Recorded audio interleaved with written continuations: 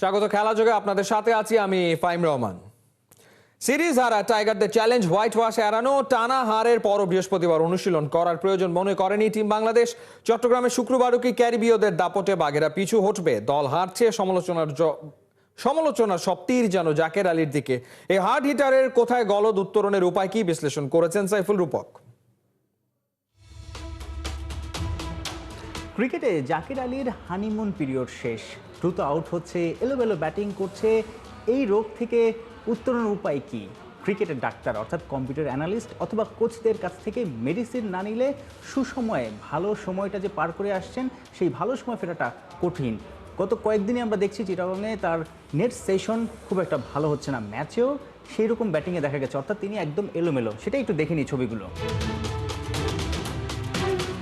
ম্যাচে কি নেটে সব জায়গায় জাকের বিট হচ্ছে, স্ট্রাগল করছে। অভিষেক হওয়ার পর 1 বছর ইন্টারন্যাশনাল ক্রিকেটে দুর্দান্ত খেলেছেন, লেগ সাইড ওরিয়েন্টেড ক্রিকেটার। কিন্তু সাম্প্রতিক সময় আমরা দেখছি অফসাইডে তো খেলতে পারেনি না, লেগ সাইড বা মিডল স্টাম্পের বলও তিনি বিট হচ্ছেন, আউট হচ্ছেন। তার কনফিডেন্স লেভেলটাও লো। আমাদের ল্যাপটপে যেমন প্র্যাকটিসের ফুটেজ থাকে, জাকেরের নানা ধরনের ফুটেজ থাকে, এই ধরনের ফুটেজ, ম্যাচের ফুটেজ ঠিকই প্রতিপক্ষ শিবিরে কম্পিউটার অ্যানালিস্টের কাছে থাকে এবং প্রতিপক্ষ শিবির সেই কম্পিউটার অ্যানালিস্ট, হেড কোচ, ক্যাপ্টেনরা মিলে জাকেরের দুর্বলতা বের করেছেন। এবং আমরা দেখছি সাম্প্রতিক সময়ে দেশে বিদেশে নানা জায়গায় জাকেরকে কিন্তু সেই দুর্বল জায়গায় আঘাত করা হচ্ছে, অর্থাৎ অফিস স্টাম্পের বাইরে ওয়াইড ইয়র্কার বা অফিস স্টাম্পের অনেক বাইরে কাটার, স্লোয়ার, নানাভাবে আসলে জাকেরকে বিট করার চেষ্টা করা হচ্ছে এবং সেই জায়গাটাতে তিনি মিস করছেন বল, সেইভাবে টাইমিং করতে পারছেন এবং আউট হয়ে ফিরছেন। এশিয়া কাপের আগে জাকেরকে প্রেস কনফারেন্সে প্রশ্ন করেছিলাম, যদি আপনার খারাপ সময় আসে, হানিমুন পিরিয়ডটা শেষ হয়ে গেলে, তখন আপনি কি চ্যালেঞ্জটা নিতে পারবেন? নতুন নতুন ম্যাচে নতুন নতুন উইক জোন বের হয়, আবার ওটা রিফিল করতে হয়, আবার বের হয়। তো ওই চ্যালেঞ্জগুলো থাকবে। ইন্টারন্যাশনাল ক্রিকেট ইজিলি হবে না, এটা আমি জেনে এখানে আসছি। তো আমাকে এখানে টিকে থাকতে হলে চ্যালেঞ্জ নিয়ে টিকে থাকতে হবে, না হলে তো। সংবাদ মাধ্যমে জাকের ঠিকই বলেছেন, তিনি দুর্বল জায়গাগুলো শক্ত করবেন, রিফিল করবেন বা উন্নত হয়ে আসবেন, অর্থাৎ ব্যাটিংয়ে উন্নতি করবেন। সেটা কিন্তু মুখে যেভাবে বলছে, ব্যাটিংয়ে সেটা লক্ষ্য করা যাচ্ছে না। চারদিকে সমালোচনা, জাকিরকে নিয়েই বেশি আলোচনা সমালোচনা হচ্ছে। ভক্তরা নানা রকমের কথা বলছে, সোশ্যাল প্ল্যাটফর্মে তার এগেনস্টে চলে গেছে ক্রিকেট ভক্তরা। এইসব জায়গায় আসলে ক্রিকেটারের মানসিক অবস্থা আরও খারাপ হয়ে যায়, তার পরিবারও এইসব দেখে এবং ক্রিকেটার এইসব জায়গা থেকে ফিরে আসা করে। এখন আসলে টিম ম্যানেজমেন্টে যেটা করণীয় হবে, তাকে মোরালি আপ করতে হলে তার পাশে যে টিম ম্যানেজমেন্ট আছে সেই সাপোর্টটা দিতে হবে। পাশাপাশি এই ল্যাপটপ নিয়ে বসতে হবে কম্পিউটার অ্যানালিস্ট এবং হেড কোচ বা ব্যাটিং কোচ যারাই আছে তাদেরকে, জাকের কীভাবে ফেল করছে, প্রতিপক্ষ তার জন্য কীরকম ফিল্ড সেট আপ করছে, কোন বোলিং লাইন আপটা তারা ঠিক করছে, কোন লাইন লেন্থে তারা বোলিং করছে যে কারণে জাকের ফেল করছে, সেই বিষয়গুলো ফাইন্ড আউট করে 22 গজে সেন্টার উইকেটে অথবা নেট সেশনে সেই দুর্বল জায়গাগুলো বা উইক জোনটাই স্ট্রং করতে হবে। যদি এই ওষুধটা ঠিকঠাক কাজে লাগে, এই মেডিসিনটা যদি টিম ম্যানেজমেন্ট জাকেরকে দিতে পারে, তাহলে হয়তো জাকেরকে প্রথম 1 বছর আমরা ইন্টারন্যাশনাল ক্রিকেটে যেরকম দেখেছি সেই রকম হয়তো আবারও ইন ফিউচার দেখা যেতে পারে। আর যদি এটা ঠিকঠাক কাজ না হয়, ল্যাপটপের যে পড়াশোনাটা সেটা যদি ঠিকঠাক না হয়, তাহলে জাকেরের ইন্টারন্যাশনাল ক্রিকেটে সেই ছন্দে ফেরাটা কঠিনই হবে। সাইফুল রূপক, 71, চট্টগ্রাম। বিপিএল কে ব্র্যান্ডে পরিণত করতে চায় বিসিবি। সেই লক্ষ্যে এবার থেকে টিমের নাম ট্রেডমার্ক করা হবে, যেখানে বিসিবির সত্ত্ব থাকবে। বিপিএল এ ফ্র্যাঞ্চাইজিদের পারিশ্রমিক নিয়ে 9-6 বন্ধ করতে বিসিবি কঠিন অবস্থানে। রাজধানীর একটা হোটেলে বিপিএল এ দল নিতে আগ্রহী 11টা প্রতিষ্ঠানের মধ্যে 9টার সঙ্গে আলোচনার টেবিলে বসেছিল বিসিবি, যেখানে ডাকা হয়নি গতবারের রানার্স আপ চিটাগং কিংসকে। হাতে মাত্র 1 মাস সময়, আবারও সেই একই চিত্র। বিপিএল নিয়ে এবারও শেষ মুহূর্তে তোড়জোড়। বিসিবির চেষ্টার কমতি নেই আসর মাঠে গড়ানোর আগে মারাত্মক সাবধানী বোর্ড ডিরেক্টরস। দল চূড়ান্ত করার আগে চলছে চুলচেরা বিশ্লেষণ। বিপিএল এর গায়ে কিছুতেই আর কলঙ্ক লাগাতে দিতে চায় না নতুন বোর্ড। কিন্তু এবারও শুরুতেই সেই বিতর্ক। বৃহস্পতিবার বিপিএলে দল নিতে আগ্রহ দেখানো 9টা প্রতিষ্ঠানকে নিয়ে এক টেবিলে বিসিবি বস, যেখানে ছিল না গতবারের রানার্স আপ চিটাগং।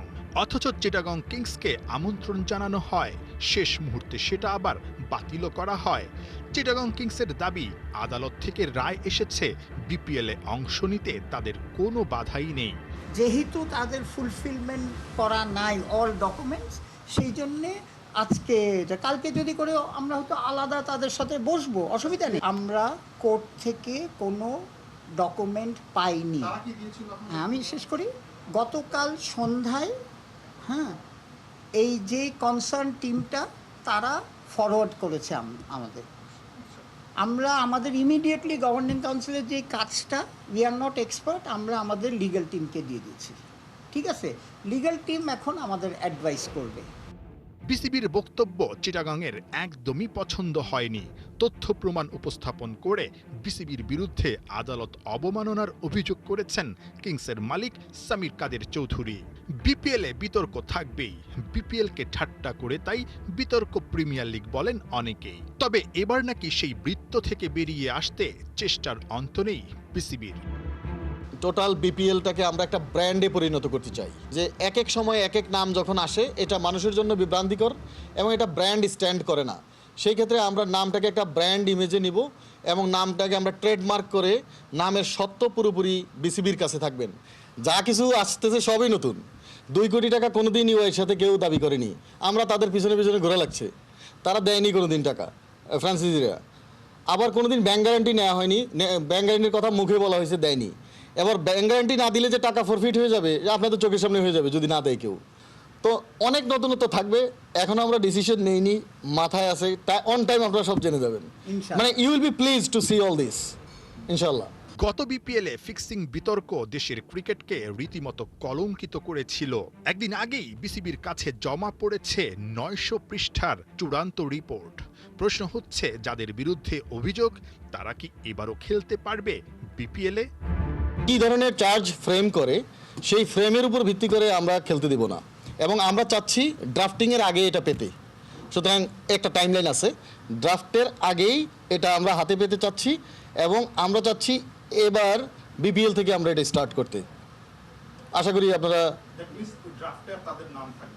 যদি আমরা কাগজটা পাই, হ্যাঁ পেলে তাদের নাম থাকবে না। জি, জিনিসটা এটা কিন্তু একটা কথা মনে রাখেন, শুধু খেলোয়াড় না কিন্তু জার্নালিস্টও আছে এখানে, কিন্তু ম্যানেজমেন্টও আছে, আমাদের লোকও আছে, এটাও কিন্তু আপনারা খেয়াল করেন, খালি খেলোয়াড় না কিন্তু।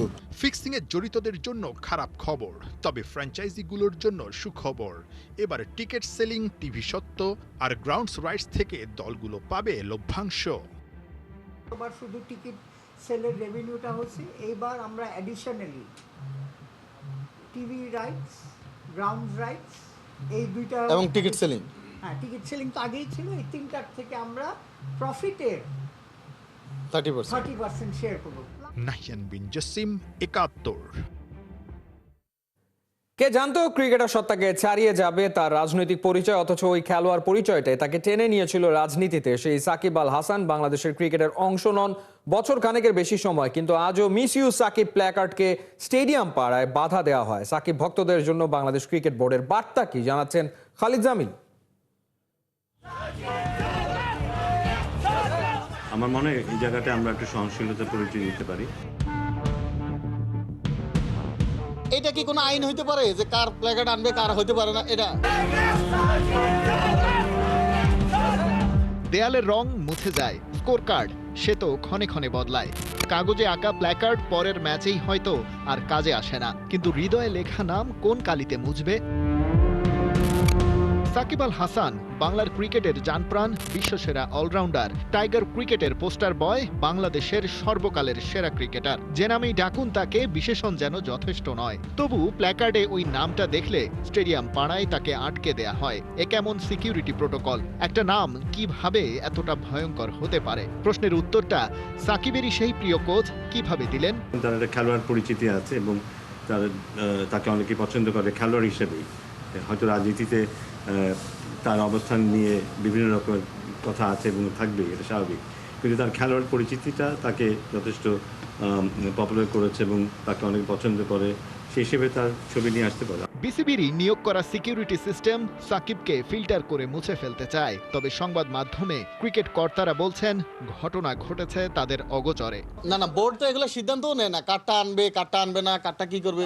এটা কি কোনো আইন হইতে পারে যে কার প্ল্যাকার্ড আনবে কার হইতে পারে না? মিডিয়াতে কিন্তু অনেক সময় অনেক জিনিস অনেক রকম মনে হয়, সো এটা নিয়ে আসলে একটা মিডিয়ার কমেন্টের উপরে কমেন্ট করতে আমরা পারি না। কাগজে কলমে কিংবা বাস্তবে, প্রকাশ্যে এবং গোপনে সাকিব আল হাসানকে মুছে ফেলার চেষ্টা চলেছে, চলছে এবং চলবে। কিন্তু ১.৫ যুগেরও বেশি সময় ধরে এই ভক্তকুল মিস্টার 75কে ঠিকই করে রেখেছেন প্রাসঙ্গিক। গ্যালারিতে ঠাঁই না হলেও অপ্রিয় এই ফুটপাতে লাল সবুজ জনপদে ফিরে ফিরে এসেছে সাকিবের নাম। রেকর্ড বই উল্টান, লিডার বোর্ড চেক করুন, ব্যাটিং কিংবা বোলিংয়ে সেরাদের সেরাকে দেখবেন নামটা আসবেই। এখনও আন্তর্জাতিক ক্রিকেট থেকে অবসর না নেয়া সাকিব ফিরে ফিরে আসেন রাজনীতিবিদ হিসেবে নয়। ক্রিকেটার সাকিবের তৈরি করে যাওয়া এ রাজত্ব যে এক দুর্ভেদ্য দুর্গ, চাইলেই যেটা দখলে নেওয়া যায় না। খালিদ জামিল, ৭১। বাংলাদেশে সিরিজ খেলতে এসে বয়স নিয়ে যেন বিপাকে পড়েছে আফগানিস্তানের অনূর্ধ্ব-19 দলের ক্রিকেটাররা। বাধ্য হয়ে সোশ্যাল মিডিয়ার পোস্ট ডিলিট করেছে তারা। 18 বছরের তারকার বয়স কত, এমন প্রশ্নে সয়লাভ সামাজিক যোগাযোগের মাধ্যমে। এর আগে রশিদ খানের বয়স নিয়েও বিতর্ক কম হয়নি, তবে প্রশ্ন হচ্ছে আফগানদের ক্ষেত্রে কেন বারবার এমন অভিযোগ ওঠে। বিস্তারিত আবু নাইমের রিপোর্টে। দেখে কে বলবে এই ব্যাটারের বয়স 18 বছর? আফগানিস্তানের প্লেয়ার বলে কি অদ্ভুতভাবে বয়স কমে যায়? বারকাতুল্লাহ ইব্রাহিমজির বয়স নিয়ে সমালোচনার ঝড় উঠছে সোশ্যাল মিডিয়ায়। বারকাতুল্লাহ একাই না, এই বয়সের সাথে চেহারার মিল খুব একটা পাওয়া যায়নি দলটির আরেক ব্যাটার উজাইরুল্লাহ নিয়াজের সাথেও। এই ব্যাটারের বয়স 18 বছর 196 দিন, 6 মাস পর 19 বছর পূর্ণ হবে। কিন্তু ছবির সাথে মেলালে বয়সের পার্থক্যটা একটু বেশি মনে হবে। 25 কিংবা তার চেয়েও বেশি বয়স্ক কোনো যুবক ভেবে ভুল করতে পারে যে কেউ। 5 ম্যাচের ওয়ানডে সিরিজ খেলতে বাংলাদেশে এসেছে আফগানিস্তান দল, আর তখনই শুরু হয় আফগানিদের বয়স নিয়ে সমালোচনা। আর তাতে পুরনো পোস্টগুলো ডিলিট করে ফেলছে তারা। বারাকাতের 18 সালের ছবিটি এখন আর তার অ্যাকাউন্টে পাওয়া যাচ্ছে না। বয়স নিয়ে লুকোচুরির ঘটনা কতটুকু সত্য তা ভালো বলতে পারবে আফগানিস্তান ক্রিকেট বোর্ড, কিন্তু প্লেয়ারদের সোশ্যাল হ্যান্ডেলে করা পোস্টগুলো দেখলে বয়স নিয়ে ধোঁয়াশা আরও বাড়তে পারে। 2018 সালে বারকাতুল্লাহ তার ইনস্টাগ্রাম অ্যাকাউন্টে একটা ছবি পোস্ট করেন। সময় অনুযায়ী তখন তার বয়স হওয়ার কথা 12 বছরেরও কম, কিন্তু যে ছবিটা তিনি আপলোড করেছিলেন তা দেখে আপনার চোখ কপালে উঠতেই পারে। আরও মজার ব্যাপার হলো, বারাকাতের ফেসবুক অ্যাকাউন্ট খোলা হয়েছিল 2015 সালে। হিসাব অনুযায়ী তার বয়স তখন মাত্র 8 বছর। আফগানিস্তানের প্লেয়াররা 7-8 বছরই কি সোশ্যাল হ্যান্ডেল ব্যবহার শুরু করেন? বারাকাতের ফেসবুক অ্যাকাউন্টের ডিটেলস অন্তত তাই বলে। বয়স বিভ্রান্তিতে আফগানিস্তানের প্লেয়াররা এবারই ম্যাজিক দেখাচ্ছেন এমনটা না। এর আগেও দেশটির সবচেয়ে বড় তারকা রশিদ খানও আলোচনায় এসেছিলেন। আন্তর্জাতিক ক্রিকেটে অভিষেকের সময় রশিদের বয়স ছিল 17 বছর, কিন্তু তাকে দেখেও মনে হয়নি জীবনের কেবল 17 বসন্তই পার করেছেন রশিদ খান। পুরো স্কোয়াডের দিকে তাকালে মনে হবে আফগানিস্তানের প্লেয়াররা বয়সে কিছুটা এগিয়ে। বিষয়টা কি আসলেই ভৌগোলিক অবস্থানের কারণে, নাকি পেছনে আছে অন্য গল্প? আবু নাইম, ৭১।